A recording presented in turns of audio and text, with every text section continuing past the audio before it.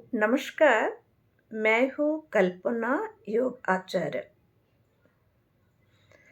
योग दर्शन भारतीय 6 दर्शनों में से एक है। योग दर्शन की रचयिता महर्षि पतंजलि मुनि हैं, जिन्होंने योग दर्शन में 195 सूत्रों का वर्णन किया है, जो संस्कृत भाषा में है। योग दर्शन को 4 पाद में विभाजित किया है, जिसका पहला पद का नाम है समाधि पद, दूसरी पद का नाम है साधन पद, तीसरी पद का नाम है विभूति पद, चौथी पद का नाम है कैवल्य पद। 195 सूत्रों को महर्षि पतंजलि ऋषि ने समाधि पद में 51 सूत्र, साधन पद में 55 सूत्र, विभूति पद में 55 सूत्र एवं कैवल्य पद में 34 सूत्रों का वर्णन किया है। ये चारों पद की कुल मिला के सूत्र संख्या 195 है।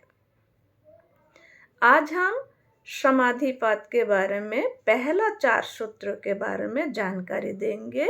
जे महर्षि पतंजलि ऋषि ने पहला 4 सूत्रों में समाधि पद में किस प्रकार वर्णन किया है। पहला सूत्र इस प्रकार है, अथ योग अनुशासनम। दूसरी सूत्र है योगस्य चित्त वृत्ति निरोध। तीसरी सूत्र का वर्णन इस प्रकार के है, तदा द्रष्टु स्वरूपे अवस्थानम। चौथा सूत्र है वृत्तिर सारूपम इतरत्र, अर्थात अथ योग अनुशासनम, आप योग विषयक शास्त्र का प्रारंभ करते हैं, महर्षि पतंजलि ऋषि कहते हैं। अर्थात उन्होंने योग शब्दों के साथ अनुशासन पद का जोड़ के कहा है। इससे प्रतीत होता है योग शिक्षा अनादि है, और उन्होंने ये कहा है इस शिक्षा का आरंभ करने के लिए प्रतिज्ञा करना चाहिए, और योग साधना करना हमारा कर्तव्य है। ये इसीलिए हमें योग साधना करना चाहिए। दूसरी सूत्र में कहते हैं योगस्य चित्त वृत्ति निरोध। इससे संबंध जोड़ के ये कहा गया है जे योग किस स्थिति को कहते हैं। तो महर्षि पतंजलि ऋषि कहते हैं चित्त की वृत्तियों का निरोध होना ही योग है, अर्थात सर्वथा चित्त की वृत्ति रुक जाना जो स्थिति है वो योग है। ऐसा स्थिति में सर्वोत्तम जो लाभ होता है वो क्या होता है। तो कहते हैं तदा द्रष्टु स्वरूपे अवस्थानम। द्रष्टु मीन्स तदा द्रष्टु स्वरूपे अवस्थानम, दृष्टा व्यक्ति, मैं, आप, मनुष्य, इसको कहेंगे।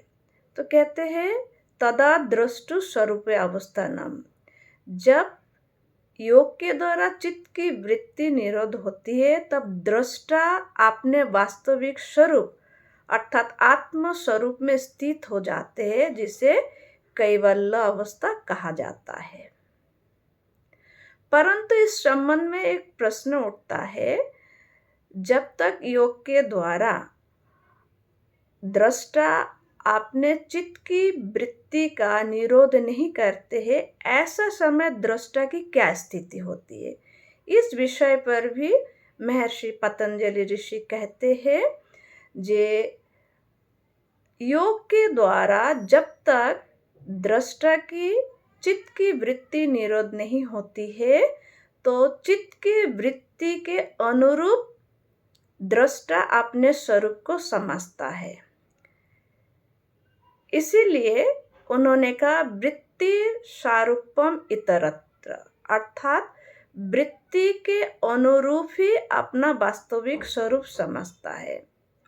इसीलिए दृष्टा को अर्थात व्यक्ति को चाहिए जे वृत्ति अर्थात चित्त की वृत्ति को निरोध करने वाला जो योग है उसे अभ्यास करना हमारा कर्तव्य है। इसी प्रकार महर्षि पतंजलि ऋषि हमारी कल्याण के लिए योग विषयक शास्त्र बारे में योग दर्शन में वर्णन किया है। और तो इससे हमें जो जानकारी प्राप्ति होती है जो महर्षि पतंजलि ऋषि कहते हैं योग शिक्षा एक अनादि शिक्षा है जिसकी प्रारंभ करने के लिए हमें प्रतिज्ञा करना चाहिए और हमारे वास्तविक स्वरूप की पहचान करने के लिए वास्तविक स्वरूप में पहुंचने के लिए हमारा कर्तव्य है योग अभ्यास करना।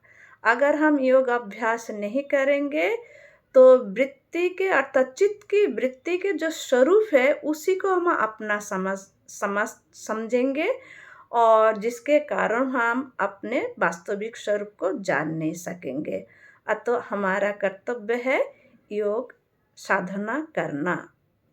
तो महर्षि पतंजलि कृत योग दर्शन एक उत्तम योग दर्शन है जो हमारे कल्याण करते हैं।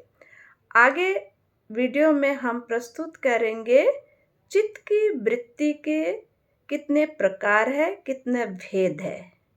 आज के लिए इतना ही। नमस्कार। आप खुश रहे, आनंदित रहे और अपना ख्याल रखें।